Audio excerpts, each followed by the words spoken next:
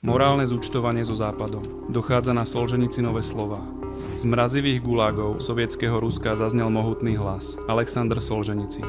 Nebol iba svedkom tyranie, ale akýmsi prorokom. Varoval, že skutočný nepriateľ Západu sa neskrýva vonku, ale v jeho vlastných radoch.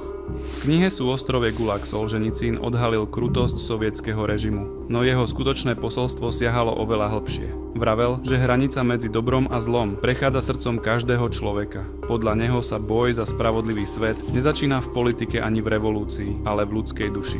V roku 1978 počas prejavu na Harvarde Solženicin obrátil svoj prorocký pohľad na Západ. Videl spoločnosť, ktorá si dopriava pohodlie, no stráca odvahu. A varoval. Úpadok odvahy je azda najvýraznejším znakom dnešného Západu. Ostro kritizoval predstavu slobody zameranú iba na vlastné pohodlie, slepé lipnutie na zákonoch a konzumný spôsob života, ktorý oslabuje vôľu konať. Pripomenul, že na udržanie mieru je nevyhnutná sila. A dnes, keď Európa v otázke Ukrajiny vajatá, znie jeho varovanie obzvlášť naliehavo. Jeho odpoveďou na dnešné problémy je duchovné prebudenie. Nie slepá viera, ale pokora. Obrat od ega k duši. Bez morálneho základu varoval, žiadna spoločnosť nemôže prežiť. Hlas Alexandra Solženicina sa dodnes ozýva z ľadových gulagov. Postavte sa z očí voči pravde.